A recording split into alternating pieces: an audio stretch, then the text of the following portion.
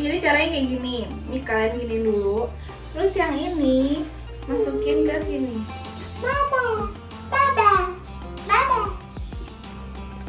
Nah, udah kan? Ini masuk. Dah, aku mau sama ibu. Aku mau di kamar. Tada. Jadi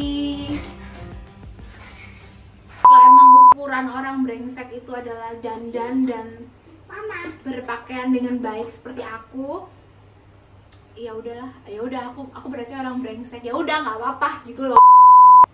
Dan buat yang tersinggung, aku tuh nggak minta kalian minta maaf, cuman please jangan lakuin ya ke orang lain karena itu berbahaya. Itu benar-benar mengganggu kesehatan mental dia, hidup dia, keluarga dia, itu benar-benar mengganggu. Kalau nggak ditolong profesional, dia akan butuh waktu. Kayak aku yang nggak ditolong profesional itu berarti 2014 sampai 2021, berarti aku butuh waktu 7 tahun untuk healing dari semua itu. Jadi tolong please jangan lakuin ini ke orang lain, cukup aku yang terakhir.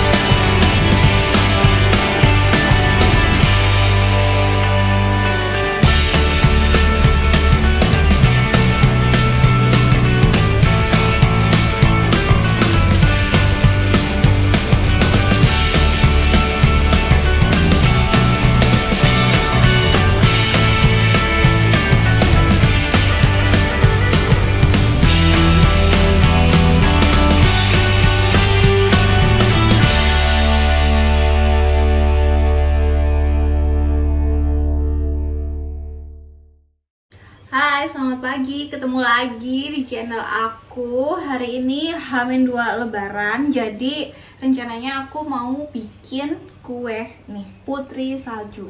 Sebenarnya tadi mau syuting sama si Akbar, tapi dianya udah ngambek, ya udah nggak jadi. Nah, sebelum kita syuting, fashion apa kali ini yang aku pakai untuk masak? Ya kalau di rumah ya pasti yang nyaman ya, jadi aku lebih sering pakai piyama. Dan piyama ini tuh biasanya aku pakai pergi, cuman karena udah bolong gara-gara digigit burung waktu di Taman Safari, jadi ya udah aku pakai aja di rumah. Nah, kalau kalian mau styling piyama kayak gini untuk dipakai keluar, kalian bisa ikat. Nah, caranya tuh kayak gini. Bukan diikat simpul ya, tapi caranya yang ujung ini dibuka satu kancingnya. Nah, yang ujung ini masukkan ke sini.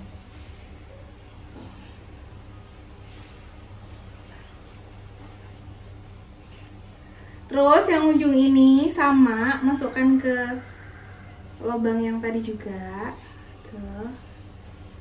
Terus masukkan ke sisa yang tadi pertama. Tada. Tuh. Terus rapikan. Nah, ini adalah caranya. Jadi kalian itu bisa rapi gitu, bukan diikat di wol-wol dijadikan simpul. Tuh. Kece kan kalau buat jalan-jalan keluar. Oke, sekarang kita langsung aja mulai bahan-bahannya. Ini ada butter, nanti aku mau pakai semua. Ini ada margarin, juga aku mau pakai semua. Terus pakai tepung maizena, ini juga aku pakai semua 200 gram. Perbandingannya ini 200, ini 200, ini 200. Udah dijadiin satu. Terus dikasih tepung terigu sampai bisa dibulet-buletin. Jadi tepung terigunya nggak terlalu banyak. Terus biar manis, nanti di dalamnya aku kasih gula tabur donat di dalam adonan. Nanti setelah mateng kita taburin gula halus. Bedanya apa? Kalau yang ini tuh nggak terlalu manis karena rasanya itu kayak ada min-minnya gitu, adem. Kalau ini tuh lebih manis karena ini gula halus biasa.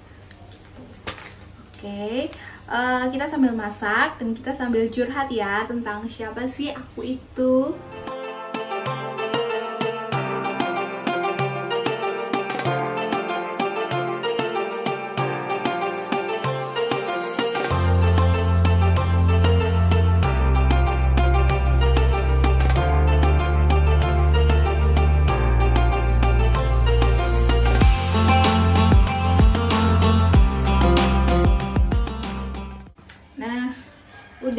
itu udah dicairkan butter sama menteganya.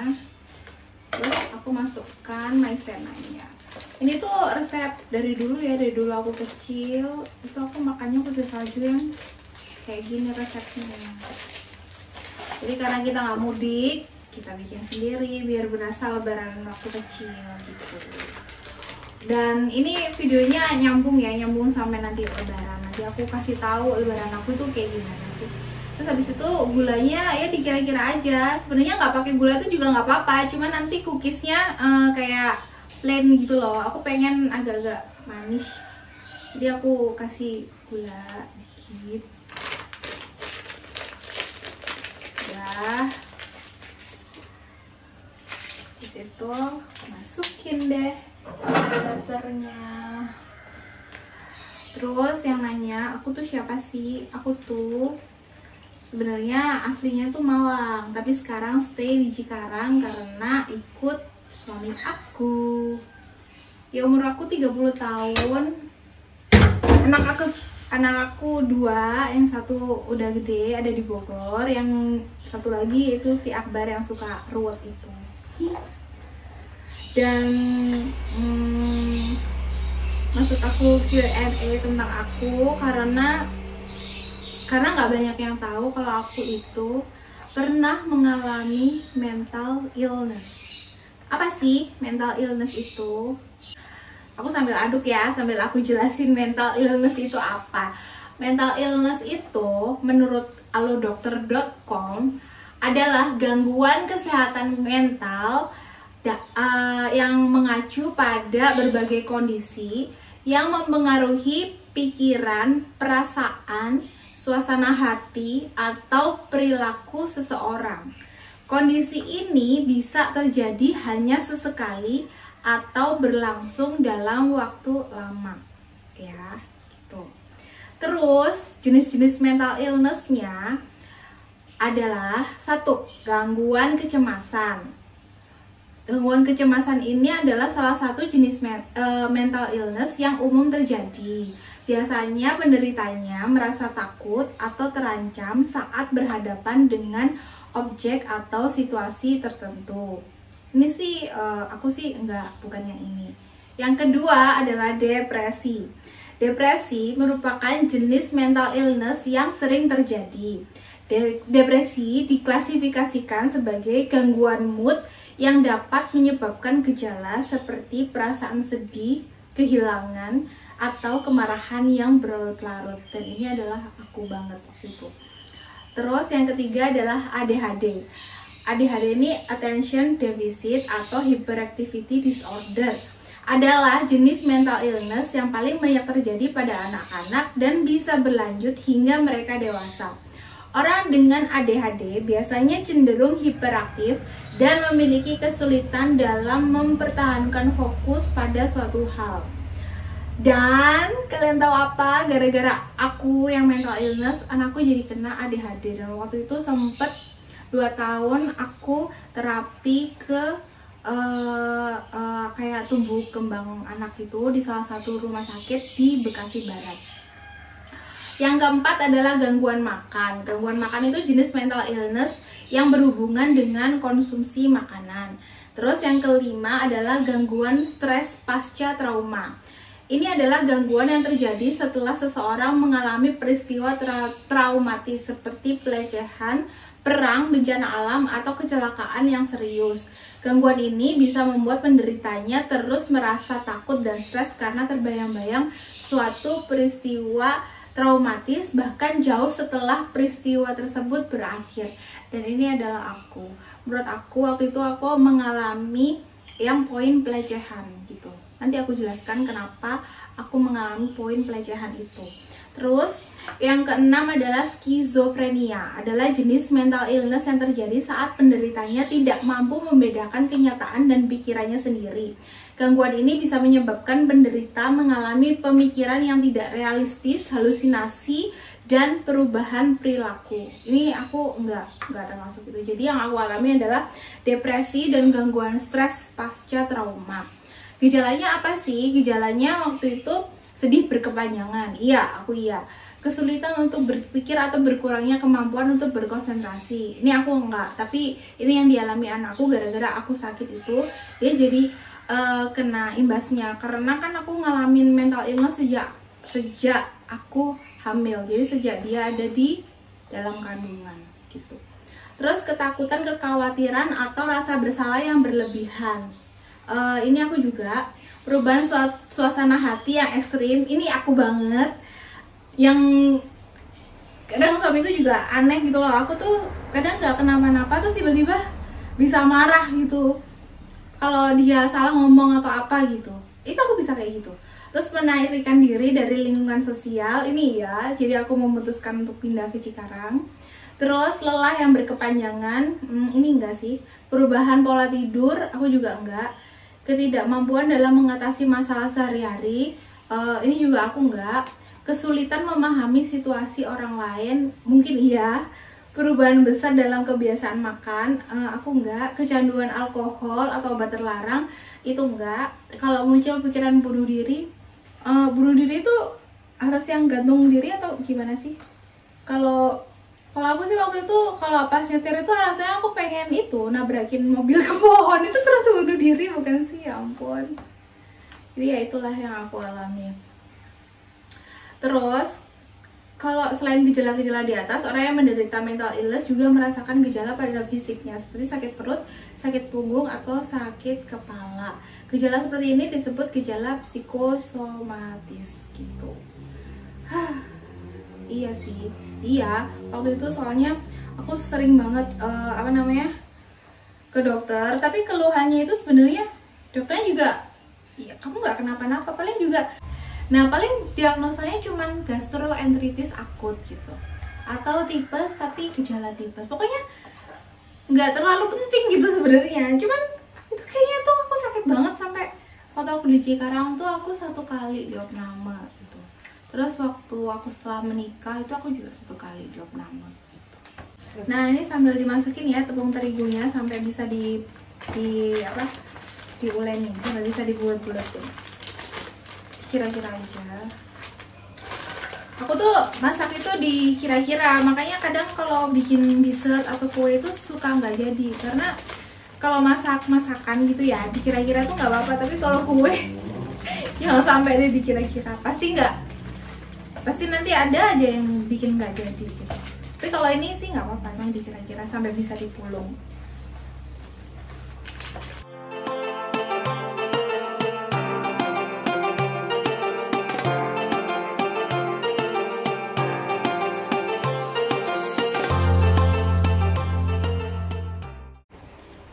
Udah selesai ya, nih adonannya kayak gini.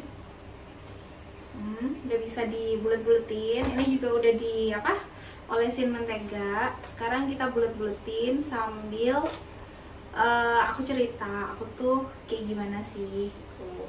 Jadi aku tuh kan asli Malang dan aku tuh udah ditinggal bapakku sejak aku kelas 6 SD. Jadi waktu itu bapakku meninggal karena kecelakaan. Kayaknya kegedean deh, kayaknya kenyang banget kalau makan kue aku. Jadi bapakku tuh kecelakaan. Udah itu tuh ya shock juga sih, cuman kan waktu itu masih kecil ya, terus juga masih ada ibu, jadi aku ya oke. Cuman kalau lihat keluarga orang lain tuh kayak aduh happy ya dia ya gitu, punya bapak gitu, sedangkan aku enggak. Udah lewat semuanya sampai akhirnya aku lulus kuliah itu juga aku cepet-cepetin tuh kuliahnya, 3,5 tahun aku lulus karena aku pengen cepet kerja kan, aku pengen punya uang sendiri, jadi aku nggak nyusahin ibuku. Nah habis aku lulus aku langsung tuh keterima, nggak langsung sih, aku lulus Maret 2012, terus bulan Juninya itu aku keterima di salah satu perusahaan multinasional yang pabriknya salah satunya ada di Jawa Timur. Aku kerja tuh di situ. Nah, kan masih probation tuh. Baru deh 3 bulan aku kerja di situ. Ibuku meninggal juga, tuh kan. Nah, waktu itu emang posisinya aku masih di pabrik karena ibuku meninggal tuh hari kerja gitu loh. Jadi ya orang-orang yang ngeliat itu kebanyakan nyalahin aku. Jadi aku dibilang aku yang bikin ibuku meninggal karena ibuku tuh sedih di saat-saat kritis itu aku nggak ada, kayak gitu-gitu. Ya aku sedih gitu, menyesal dan semuanya. Pokoknya itulah awalnya aku mental illness itu awalnya, cuman masih ringan gitu ya, karena aku merasa aku kehilangan sayap-sayapku dua itu hilang gitu loh. Aku udah shock. Habis itu orang lain itu komentar yang seperti itu, yang menyakitkan, padahal akunya juga, maksudnya kehilangan orang tua tuh sakit banget gitu loh. Maksudnya itu belum selesai udah diomongin seperti itu gitu. Tapi ya udah gitulah. Ya udah itu, aku masih bisa handle itu gitu. Aku masih bisa senyum di hadapan mereka yang menganggap aku seperti itu. Terus udah nggak lama setelah ibuku meninggal, tapi waktu ibuku meninggal itu ayah Akbar emang takziah ke rumah, dan aku nggak ada pikiran apa-apa dong, karena semua orang di kantor, di pabrik juga takziah. Aku nggak nyangka dia tuh takziah dan apa ya, kayak ada sesuatu yang ingin dia sampaikan tuh aku nggak menyangka, karena semuanya tuh takziah dan semua orang tuh tahu siapa pacarku saat itu gitu. Jadi aku sejak kuliah udah punya pacar, aku pacaran udah 4 tahun.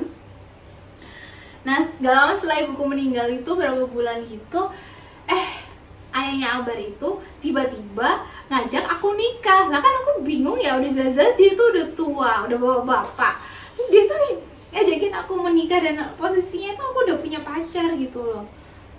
Loh, kata dia tuh dia harus cepat sampaikan itu karena dia mau dipindahin ke Karawang, ke pabrik yang ada di Karawang, pabrik baru. Jadi awalnya kita satu pabrik, terus habis itu dia mau dipindahin ke pabrik baru di Karawang. Aku bingung, maksudku di satu sisi apa iya ya aku nikah aja ya, daripada ya udahlah aku nggak punya orang tua ini gitu. Tapi di sisi lain, aduh terus pacar aku gimana? Tapi dia juga belum siap nikah gitu. Jadi ya udah dilema gitu. Aku masih mencari tahu siapa sih sebenarnya Ayah Akbar itu, karena kan aku nggak kenal ya sama dia. Dia tuh bener-bener orang asing yang tiba-tiba ngajakin nikah. Coba aku tuh nggak kenal dia itu siapa, aku tuh nggak tahu sebelumnya dia itu siapa.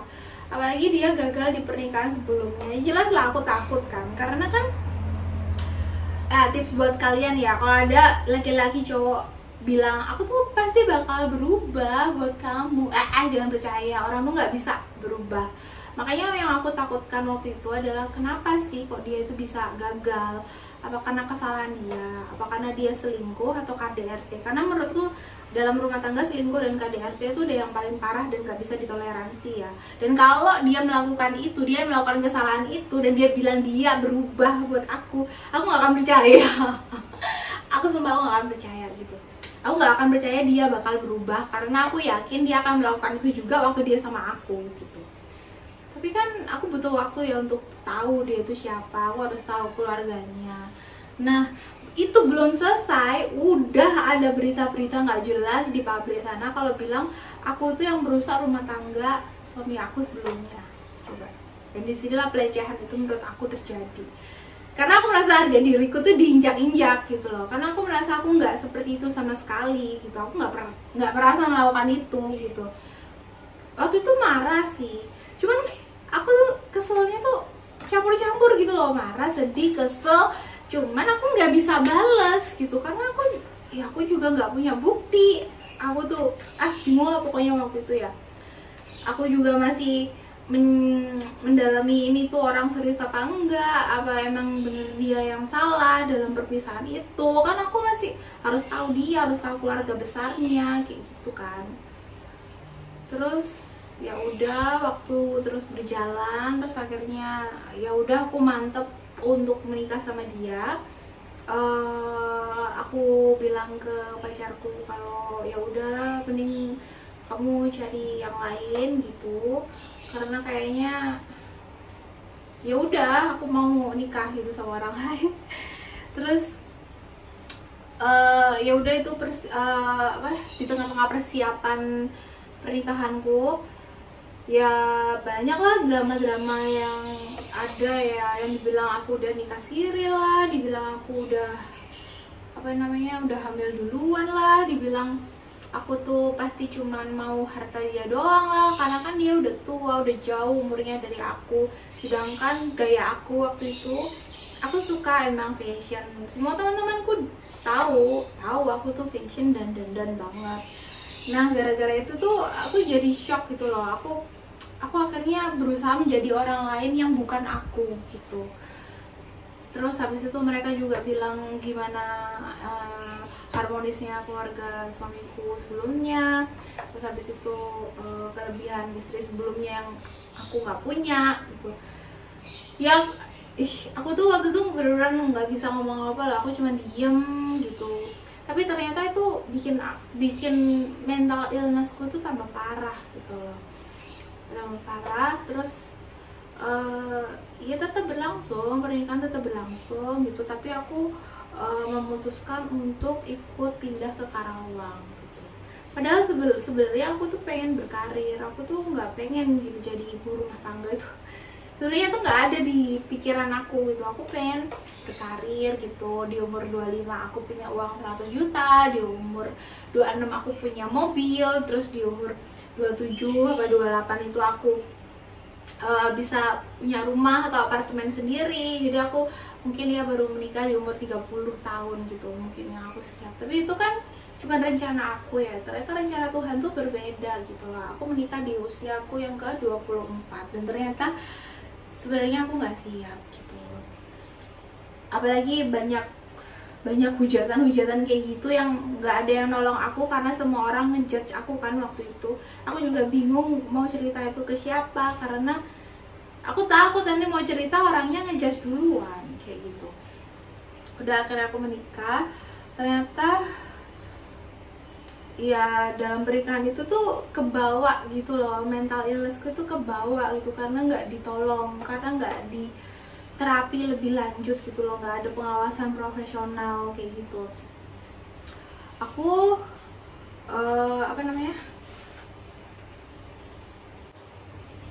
nah aku memutuskan untuk ikut pindah ke sini, ke Cikarang. Cikarang tuh rumah kita ya, karena pabriknya di Karawang, nggak jauh sih Cikarang sama Karawang. Terus habis itu aku memutuskan untuk pindah ke sini, aku memilih resign dan ya udah jadi ibu rumah tangga gitu. Tapi ternyata nggak selesai sampai di situ gitu loh. Jadi pasca kejadian itu tuh aku masih mengalami pasca trauma, dan itu aku lampiaskan ke suami aku gitu loh.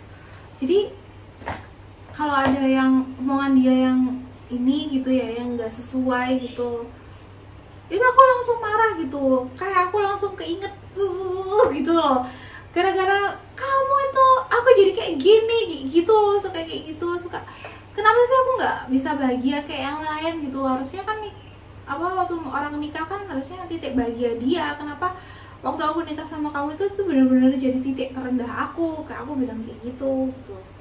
Karena kan aku dibilang ini, dibilang itu gitu. Ya dia sih bilangnya, tapi kan itu enggak, harusnya kamu nggak usah perasaan dong. Nah suamiku tuh juga nggak bisa treat aku dengan baik gitu loh. Dia pikir tuh ya udahlah, nggak usah dipikirin kayak gitu ya, orang biasanya kan mikirnya kayak gitu. Tapi ternyata kalau emang udah sakit itu nggak bisa kayak gitu tuh gitu. Dan aku nggak minta pertolongan. Aku cerita sih sama temenku yang psikiater, cuman by DM doang, karena kan kalau lewat rumah sakit kan bayar ya, jadi nggak di cover kayaknya yang kayak gitu-gitu gitu. Kecuali tumbuh kembang anak itu tuh mungkin di cover, ya emang di cover karena anakku tuh di cover. Sedangkan yang sakit kayak aku tuh nggak di cover, jadi ya udah gitu. Lama loh aku tuh kayak gitu. Belum lagi kalau aku lebaran terus aku ke rumah keluarganya suami aku, ya emang sih bukan keluarga yang deket gitu. Jadi keluarga yang emang ketemunya setahun sekali pas lebaran tuh ya mesti komennya, oh mana mamanya Dava, kok nggak diajak gitu kan. Buat aku ya kalau terus fungsi aku tuh apa gitu loh di sini gitu kan. Rasanya maksud aku tuh ya ampun, aku tuh nggak nikah sama ayah Akbar tuh nggak apa-apa gitu sih menurut aku gitu. Terus juga nikah sama dia juga aku nggak ada fungsinya, itu sih yang aku rasain. Dia datang. Kamu mau ikut? Tapi diem ya, tidak bicara-bicara, ibu yang bicara, mau nggak? Ini apaan keleng-kelengket? Iya, tapi ibu yang bicara boleh nggak? Apa diem, mau nggak? Mama. Mau nggak? Nanti baru cuci tangan kok. Iya. Bulu-bulu saja. Ini. Banyak. Maaf ya, dia datang. Oke, kita lanjutin aja. Nah, itu ya udah di awal pernikahanku itu benar-benar banyak ribut. Aku merasa kenapa sih orang-orang tuh nikah tuh happy, ternyata kok aku enggak gitu loh. Aku selalu kepentok suaminya tua lah, mau mati lah, aku nggak punya kerjaan lah, nanti kalau aku ditinggal itu nanti kayak gimana, kayak gitu-gitu gitu. Jadi aku tuh udah nggak bisa ngapa-ngapain. Makanya aku tuh lebih menarik diri aku nggak main sosmed. Padahal sebelumnya aku main sosmed, aku nggak komunikasi, pokoknya sangat amat mengurangi komunikasi dengan orang lain gitu loh. Karena ya itu tadi gitu, kayak trauma gitu, nggak nyaman sama diriku sendiri gitu. Aku nggak menyayangi diriku sendiri. Aku merasa aku tuh nggak worth it. Udah aku tuh yang bikin ibuku meninggal, terus aku ngerasa aku tuh merebut suami orang, padahal enggak, emang nyatanya enggak, cuman karena omongan mereka yang terus menerus. Bullying itu benar-benar jahat dan berbahaya gitu, karena itu benar-benar ketanam di otak yang kadang-kadang tuh kambuh, kadang-kadang tuh kambuh gitu, dan itu nggak bisa dikendalikan kayak gitu loh. Terus habis itu nggak lama itu aku hamil. Aduh, itu aku hamil tuh juga aku opname, pokoknya kayak gitu. Karena mungkin nggak ditolong, akhirnya sakitnya ke badan gitu. Jadi setelah menikah aku opname 1 kali, terus waktu aku pindah ke Cikarang sini aku juga opname sekali. Terus akhirnya anakku lahir. Dia tidak bicara. Terus habis itu anak aku lahir nih, si Akbar ya, bingung ya, ya. Dan penderitaanku nggak cuman sampai situ ya. Setelah si Akbar lahir, kenalah aku yang namanya baby blues itu ya. 1, 2, 3, 4, 5, itu 8, 9, 10, 11. Belum selesai yang kemarin aku udah kena baby blues. Jadi aku tuh kesel gitu sama bayi ini tuh. Aku nggak kayak ibu-ibu yang lain yang sayang sama anaknya tuh, enggak gitu. Perasaannya tuh pengen nyakitin anak gitu. Aku kesel gitu sama dia. Terus akhirnya ya udah, dia yang kena imbasnya. Akhirnya dia didiagnosis kena ADHD tuh kan, gangguan fokus dan speech delay gitu loh. Terus ya udah di situ aku sadar, ya Allah, kayaknya kalau aku nggak memperbaiki diri, anakku juga ini deh nggak bakalan bisa lebih baik gitu. Jadi kayaknya aku dulu yang harus sembuh gitu, baru anakku yang apa ya, yang dapat jalan keluar gitu. Ya udah, aku kerasa aku harus jadi sayap buat dia. Aku nggak mau dia kehilangan sayap kayak aku kehilangan sayap orang tua aku. Ya udah, akhirnya aku berusaha baca-baca, googling gitu, banyakin referensi. Terus habis itu ya semakin dekat ke Tuhan gitu, karena kan kayak gitu tuh cuma Tuhan ya yang bisa tolong kita gitu. Jadi kalau lagi kambuh gitu kumatnya gitu, ya aku ngomong apa adanya ke ayah Akbar gitu. Nanti ya udah dia yang bakal handle gitu. Jadi aku nggak akan kode-kodean ke dia, enggak, karena aku nggak kode-kodean aja dia juga nggak ngerti. Jadi ya udah, aku tuh udah nggak pernah kode-kodean sama dia. Aku ngomong apa adanya gitu. Terus ya udah lama-lama gitu aku bisa mengendalikan diri aku sendiri gitu. Aku balik ke diriku yang dulu, yang emang suka dandan, suka fashion gitu, dan nggak berusaha menjadi orang lain yang sempurna gitu. Dan sejak saat itu ya, Tunggu aku. ini loh, ya sejak saat itu Akbar lumayan sih. Sekarang dia udah normal, dia udah bisa ngomong. Apa bisa ngomong nggak? Bisa. Ya udah diam kalau gitu, nggak usah ada suaranya.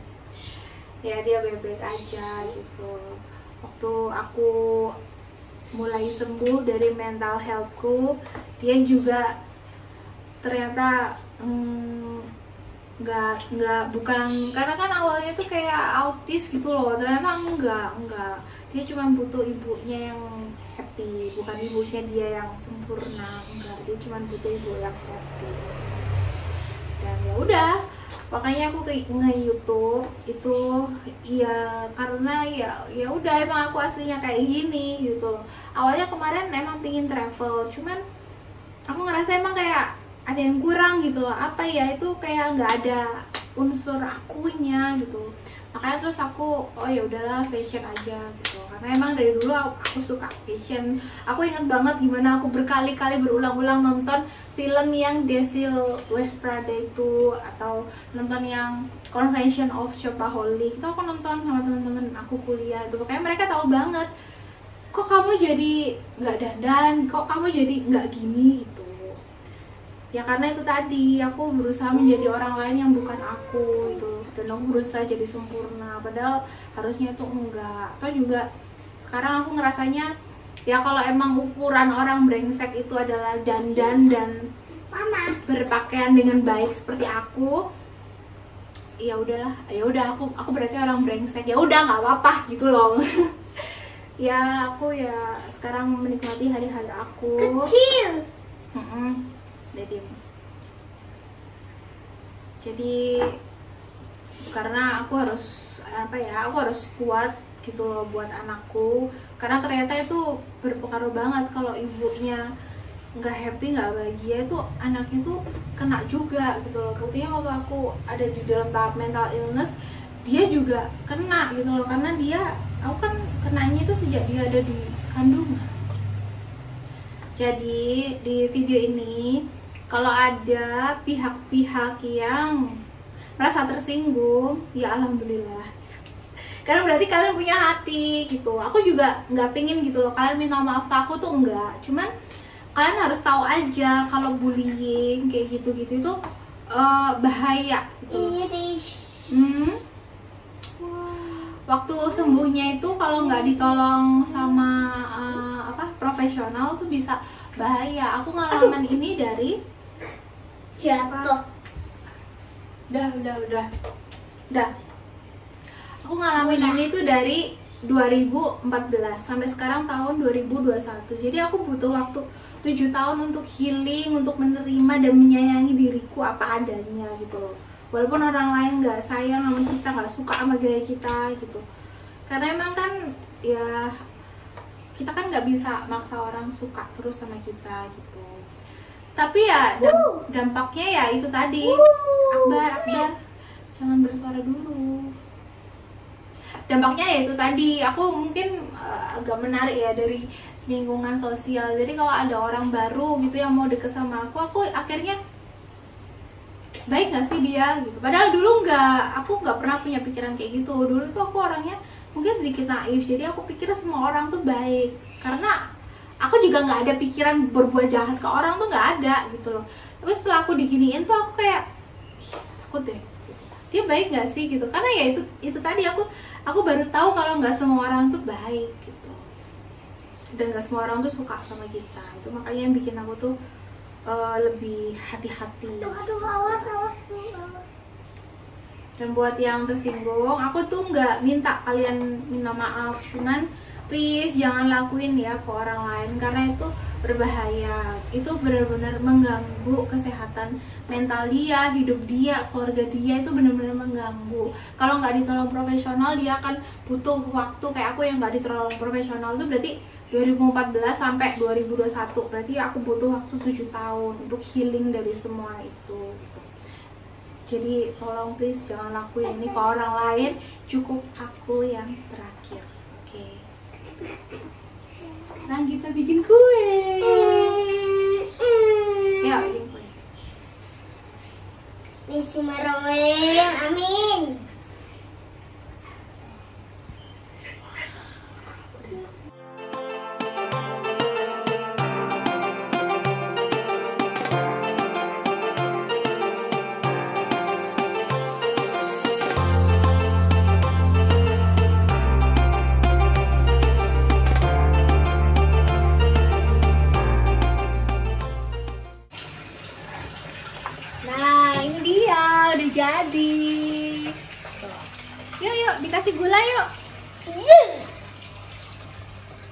cut aja. Iya. Oke, jadi ini udah jadi, tinggal kasih gula aja, terus udah deh ditata di toples. Wih, coba lagi Pak, barang baik. Itu enak banget, itu resep sejak aku kecil. Awal bisa diem dulu kulitnya. Ya. Jadi video ini akan nyambung ya, akan nyambung sampai besok H-1 dan pas hari lebarannya. Jadi gimana persiapan aku pas lebaran? Hari ini mau bikin kue, besok masak-masaknya, terus nanti kita mau lebaran di hari, kita lebaran hari apa berarti? Hari Kamis. Ya. Iya ya. Oke, diam dulu, oke, aku ngomong. Oke. Nah, jadi ya sejak aku kena mental illness itu bukan suudon atau julid ya, suudon, julid. Itu bukan mental illness kataku. Itu mah ya penyakit hati, bukan penyakit mental. Jadi ya berbeda gitu. Aman, mulutnya bisa diam dulu. Makanya waktu itu dengan pokoknya waktu itu aku cepet-cepet ngasih apa ya, paket tumbuh kembang. Jadi aku cepet-cepet ke dokter tumbuh kembang anak untuk yang kasusnya Akbar, karena aku ya nggak pengen lah dia itu kayak aku gitu. Dan Ibu kenapa sih kok tangannya sempit banget? bisa nggak mulutnya dia? Gak bisa. Ya udah, kalau nggak bisa Abah di kamar lagi, bukan mau ngomong. Jadi ya kalau untuk Akbar sih ya nanti aku akan cekokin dia dengan kompetensi-kompetensi yang menunjang masa depan dia, untuk skillnya dia. Kayak yang aku nggak cuma pengen dia pintar pelajaran sekolah aja, jadi aku pengen dia bisa skill yang lain juga. Cuman untuk sekarang sih aku lebih ke mentalnya dia ya, karena kan kalau dia udah besar, apalagi nanti kalau aku udah nggak ada kan, aku nggak bisa menjaga dia terus, dan aku nggak bisa mengkontrol lingkungan luar gitu loh. Yang bisa aku kontrol adalah dia, mempersiapkan mental dia, meyakinkan ke dia setiap saat kalau dia itu worth it di mata orang yang tepat. Itu sih kataku untuk mencegah kayak penyakit mental itu, mental illness ya. Oke. Apa sayang Ibu? Ya udah, gitu aja video aku hari ini. Kita sambung besok ya. Besok kita masak opor, masak sambal goreng kentang, karena ini udah mulai rusuh. Oke, bye bye.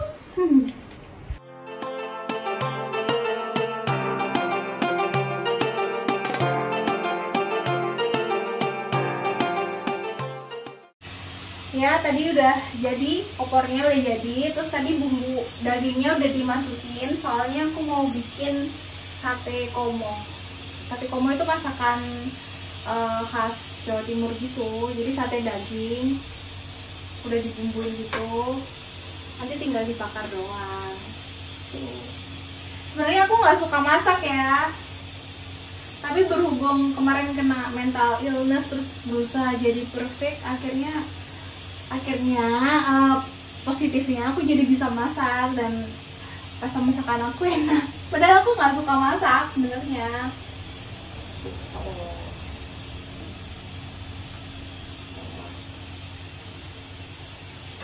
Lihat deh, ini piring ini ada 3 ya. Dulu awal-awal aku kesini itu ada 10, tapi kalau aku kumat tuh aku pecahin satu-satu, jadi sekarang udah tinggal 3. Semoga nggak pecah lagi ya, soalnya ya aku juga nggak pengen kayak gitu.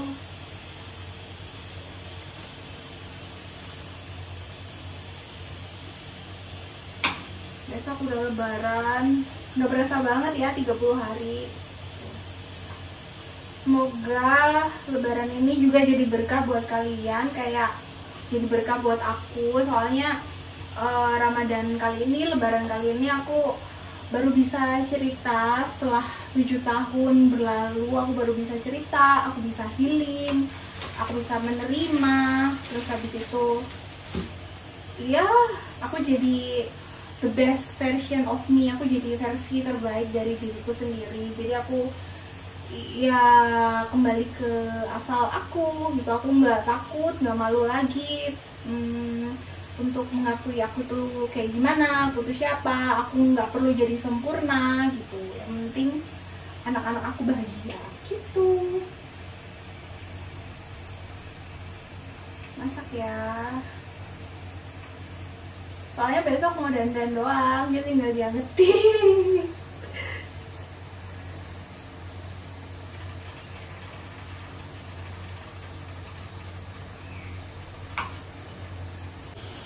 Ya, ini juga udah mau jadi. Ini udah mati dagingnya, nanti tinggal ditusuk-tusuk aja.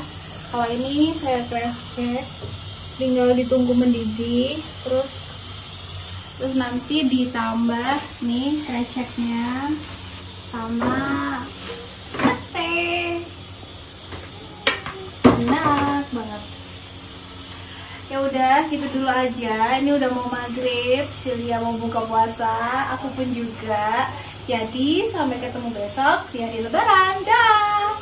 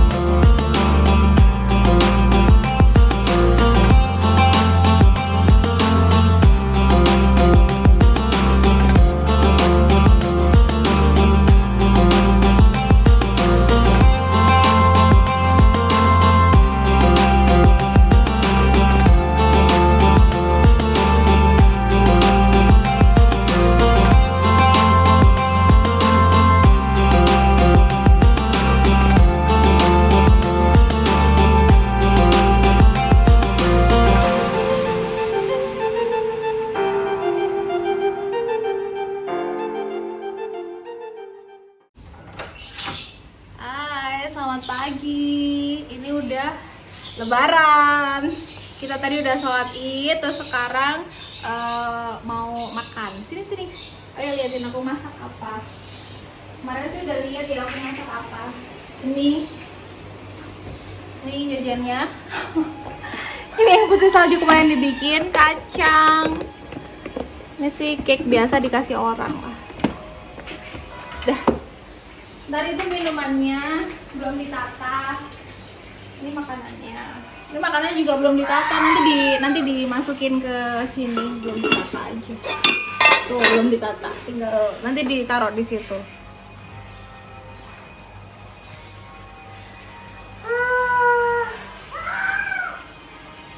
Seneng ya Lebaran. Nih si Akbar udah. Ayo. Lagi bikin pistol. Lagi bikin apa, Bar? Bikin pistol. Bikin pistol. Ya. Istirahat nih. Capek. Ya, tadi udah sungkeman juga, udah video call sama keluarga yang di Jawa, di Malang sama di Blitar, udah video callan bareng-bareng. Walaupun nggak mudik, tapi tetap ya silaturahmi harus tetap terjaga. Jadi ya udah. Jangan sampai putus silaturahmi ya guys. Bahaya, bisa. Ya. Jadi ya udah, itu Lebaran ala aku. Semoga Lebaran kalian juga happy, Lebaran kalian juga berkah. Sekarang kita mau makan, kita juga mau ke teman. Ada temen yang di situ, di perumahan deket situ. Kita mau ke sana buat silaturahmi. Jadi segitu dulu vlog aku di hari raya aku tahun ini. Dadah. Mohon maaf lahir dan batin. Mohon maaf lahir dan batin ya. Selamat Lebaran.